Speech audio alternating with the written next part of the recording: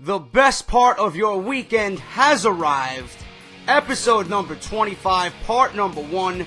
This is WWE Off The Script, your number one source for all WWE, right here on YouTube.com.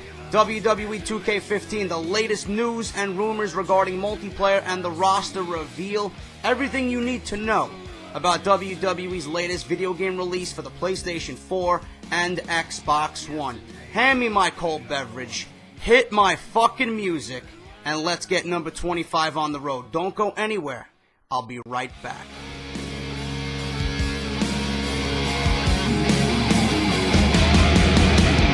I see the line in the sand. Time to find out who I am. Looking back to see where I stand. Evolution. What is going on, guys? JD here, Off The Script, number 25, part number 1, August 10th, 2014. Great way to end your week right here, as always, with Off The Script, your number one source for all WWE, right here on YouTube.com. Now, I want to say thank you guys very, very much. You guys really have great taste when it comes to others in the wrestling community here on YouTube. And what I'm talking about is I put my name out there in last week's Off The Script, okay? I mentioned that I want to be doing a podcast, okay? I want to do something weekly or bi-weekly, depending on the availability of whoever I choose as my partner in this little journey I want to set forth on, okay? I mentioned Sean's View Entertainment. Reason being is because I've been supporting him. He's been supporting me for the last couple of months. I figured it would be a good team. You guys were very vocal about not going with Sean. He's not the right guy. We wouldn't gel. We wouldn't get along. Blah, blah, blah. You guys brought to me several other names, and I took mention of all these names. I took mention. I went out. I did some research. I listened to a lot of these guys that you talked about, and I kind of made a decision on who I want for a partner on this podcast. Whenever it starts up, this new venture I want to do, because I love WWE. I love talking about wrestling. It's been a passion of mine. Otherwise, I would not be on here doing this. And you guys mentioned Joe Cronin, and I listened to some of his stuff, and I was in brief contact with him on Twitter, and I told him that his stuff is very, very good. It's probably better than mine. Reason being, I think that is because his voice is phenomenal. He's got that voice that makes you want to listen. He's got a very commanding voice. He knows what he's talking about. And I think him and I, with his personality and his opinions and my opinions, I think that would be the all-star team. Now, I told him I want to start something relatively soon. He's got something similar to a podcast where he talks about the state of the WWE. He told me he does that once a month. I'm looking to maybe do this every other week. If it's good and we got enough material, I don't mind doing it every week. If our availabilities are there, I don't mind doing it every week. But right now, I think every other week would be good, being that he does his own thing there. I'm doing Off The Script here every week. And then we can kind of combine forces and just talk about the rumors that are going on, the latest pay-per-views that are coming up, our thoughts and opinions on Monday Night Raw, certain storylines, certain wrestlers, this, that, blah, blah, blah. You guys get the point. One show would be on my channel. The next week it would be on his channel, and back and forth we would go.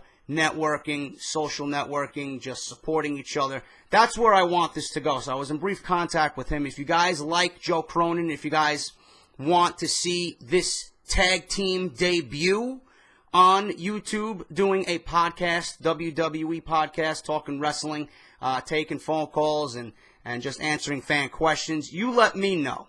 Let me know if that's a good choice. You let Joe Cronin know that, you know what, JD is a fucking awesome choice. Get this shit going. We want to be entertained. We want the best wrestling talk on YouTube right now, and I think that would take both of us to the next level. I think he is vastly underrated in the amount of subscribers that he has. I would love to help someone like that out and get his name out there, being that I watched several of his videos the other night, and I'm like, you know what, this is the guy.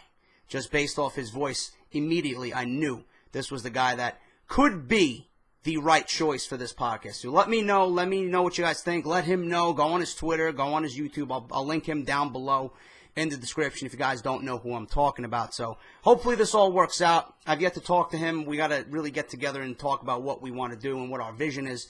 But hopefully this all works out. And like I said, you guys let me know, okay? If you missed Off the Script last week, links are down below.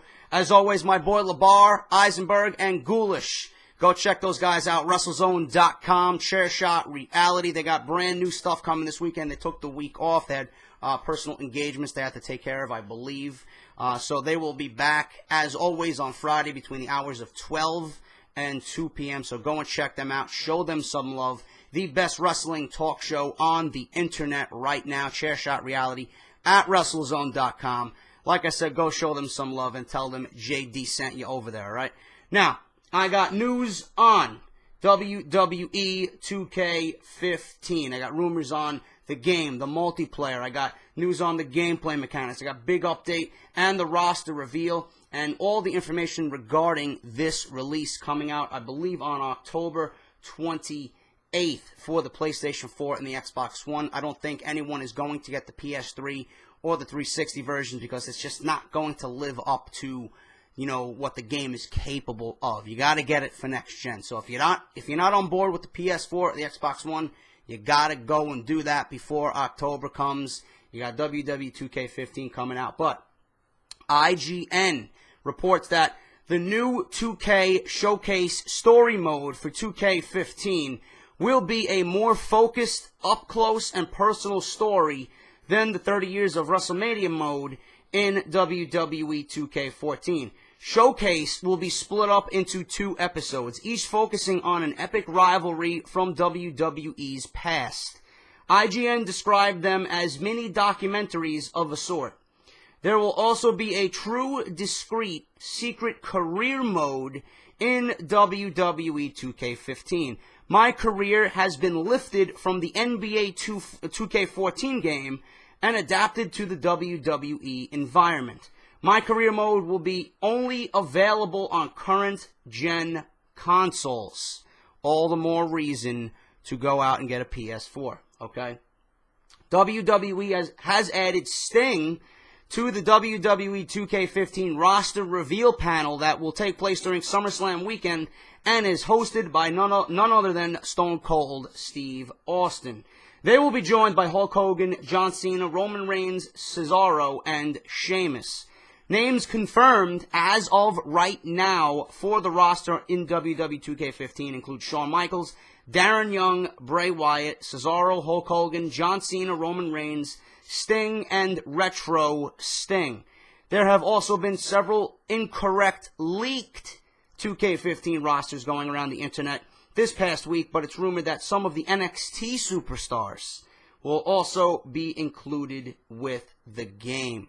Now, I'm not going to add too much to this. I just want to give you guys information on 2K15 if you've been kind of looking for it and you want to know what's going on with the game. I'm going to feature it here on my channel. I'm going to do my very best to maybe do a career mode and maybe a universe mode and create my own storyline so you guys can get to see me in action.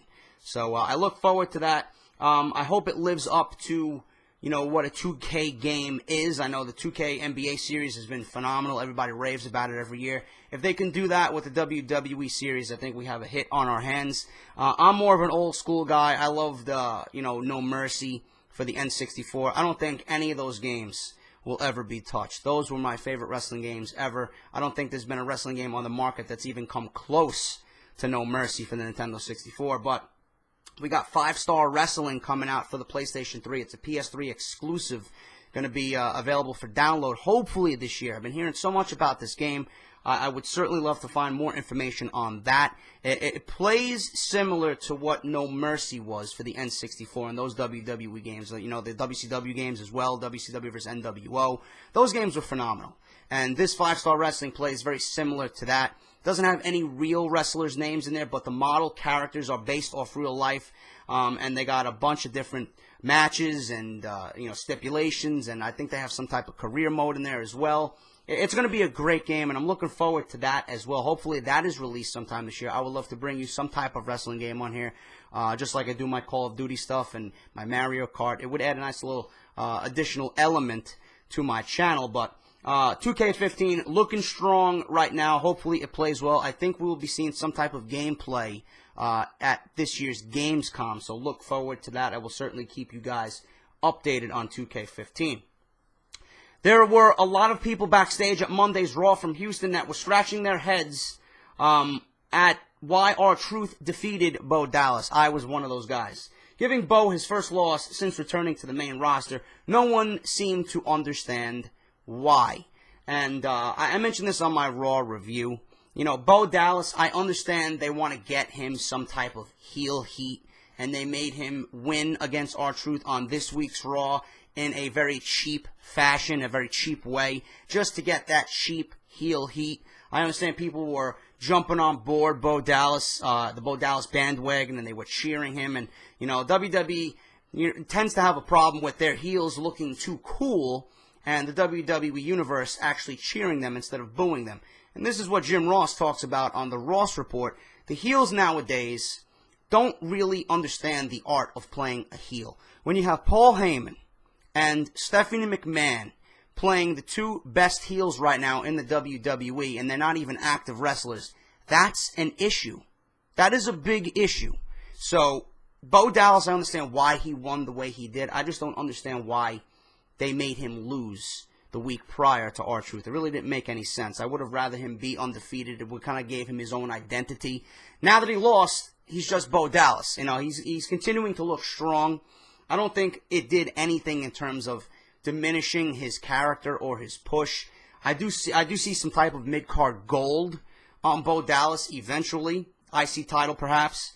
But I'm jumping on board the Bo Dallas bandwagon. I love, the way he becomes very vicious when he wants to.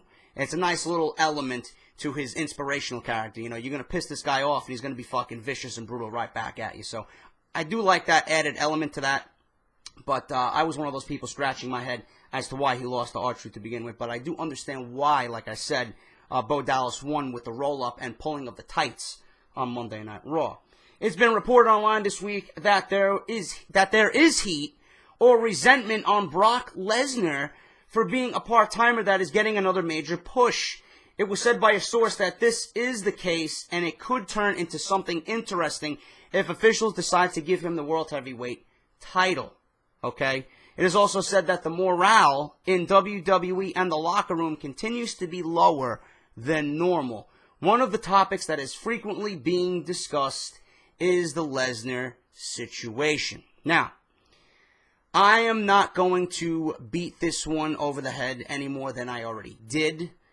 I told you guys why Lesnar needs to be the WWE champion, and my fucking email keeps going off. Excuse me. I don't understand, man. I usually put my phone on silent. But Lesnar needs to be the WWE champion. I don't give a fuck. I don't give a flying fuck what your opinion is on Brock Lesnar. Oh, he comes back, he only cares about the money, he only cares about the spotlight, this and that, blah, blah, blah. Okay? If Brock Lesnar was not a respected individual, do you think The Undertaker would have willingly gave up his streak to Brock Lesnar at WrestleMania? Yes, Vince McMahon ultimately gave the green light for that to end, according to sources. But The Undertaker obviously had no problem giving Brock Lesnar the streak, okay? Brock Lesnar has the streak now. He beat The Undertaker. Undertaker is no longer immortal at WrestleMania. Coming out of WrestleMania, we all knew Brock Lesnar was headed somewhere towards the WWE Championship. It would make no sense if the WWE does not give him the WWE Championship. He needs to be the champion. I don't give a shit if he's part-time, full-time, if we ever see him again. If he retires with the belt, I don't give a fuck. He needs to beat John Cena in a way that we've never seen before. He needs to be as dominating as we've ever seen him at SummerSlam. Cena could look good. Cena can look strong. Cena doesn't need to be completely embarrassed. But at the end of the night, when Lesnar says, I'm going to leave John Cena lying in his own vomit, piss, and blood, that's exactly what needs to happen. Brock Lesnar was not kidding. That's the type of human being he is. That's the type of character he needs to portray. Okay? Now, all the other guys in the locker room that are upset about Brock Lesnar being WWE Champion, they're the ones that are jealous and that will never get that spotlight. There's not many people like Brock Lesnar. Brock Lesnar is truly a one-of-a-kind athlete. You're not going to have anyone on the roster right now become another Brock Lesnar. Okay, Lesnar's name is money. It draws. People are automatically interested in what Brock Lesnar is doing. The reason they brought him in is to sell more pay-per-views, and that's exactly what he does. Okay, he is a name, and people want to see the big stars. That's it. Okay, so whoever's going around being all sad and mopey, and you know there's a negative morale in the locker room. Good. Have that be an inspiration to you to work harder. Don't worry about what Brock Lesnar is doing. This is all for the company. It makes sense. If Brock Lesnar does not win the WWE Championship, then we have a problem on our hands, and everything with The Undertaker is truly wasted at WrestleMania. But don't come around and, have reports say that morale is low. Work harder. Work harder. Have this be a motivational tool to you, and work harder. Get in the ring and try and steal the show every night. Do what you got to do. Don't let Brock Lesnar and what he's doing hamper you down. Oh, morale's low. Everyone's depressed. Don't do that. Then you're not going to get anywhere. Use that as a motivational tool to get yourself over, to get yourself better in the ring. Go out and steal the show, work harder, etc., etc. Brock Lesnar will be WWE Champion. If not, I'm going to be one pissed off WWE fan, okay? WWE has acknowledged that they have a major problem with the WWE Network, currently allowing multiple users per account. No shit. I could give my account to my girlfriend and she can watch my WWE Network with no problem. I told her many times, why don't you get the network for yourself at $9.99 per month? Do you guys know that you could get the network for $9.99? Only $9.99, man. You could watch every pay-per-view ever, man. $9.99, you could watch all the upcoming pay-per-views, SummerSlam, Survivor Series, Hell in a Cell, TLC, all for $9. Let me stop. I don't want to fucking nail that $9.99 into your head, as if WWE did not do that already on Monday Night Raw. But it's very possible that they will begin limiting the number of users per account soon. Smart move, WWE. You should have thought about that fucking 6 months ago.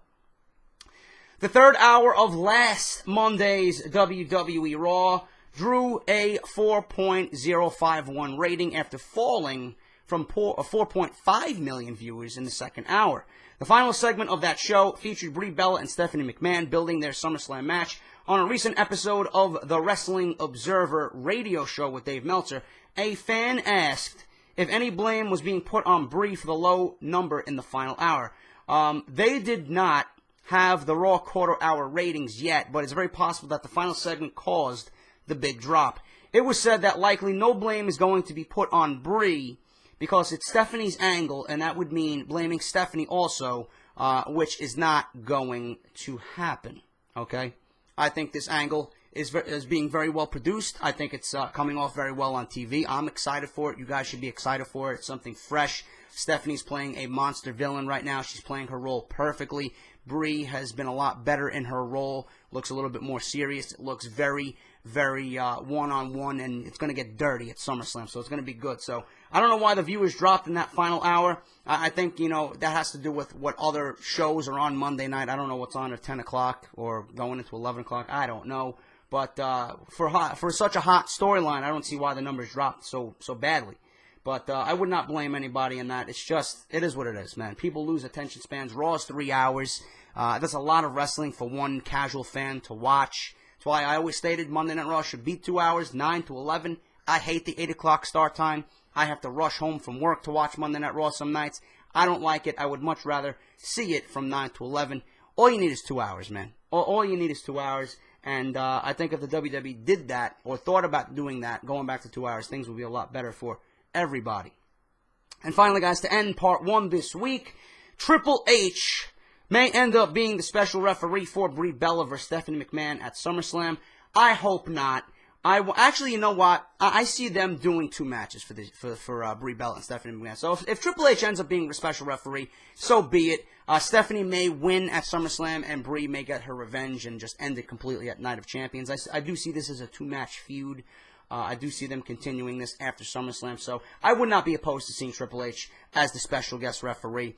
Brie Bella and Nikki Bella, I think Nikki Bella's going to actually get involved in this somehow. She's going to play some type of role in it, but I do see Stephanie McMahon coming out victorious at SummerSlam, and then Brie gets her revenge at Night of Champions. But Triple H right now is being talked about possibly for a special guest referee. And that's going to end part 1, guys. Part 2, Hulk Hogan versus John Cena. Will that match become a reality? Is Hulk Hogan training for one last match? I got big news on that, so look forward to that in part 2 on Saturday morning, guys. I'm JD. If you did enjoy this week's video, part 1, please leave a like on your way out the door. It greatly helps out my channel. And let me know what you think of the biggest news stories this week. Let me know what you think about Brock Lesnar and the low morale in the WWE locker room. Let me know what you think about WWE 2K15 if you're excited about it. And let me know what you think about Triple H possibly being the special guest referee at SummerSlam between Brie and Stephanie on August 17th. I think SummerSlam is, right? I think it's the 17th. But let me know what you guys think down below in the comments. All right, I'll see you guys on Saturday. Until then, take care. This is JD, and I'll talk to you guys very soon.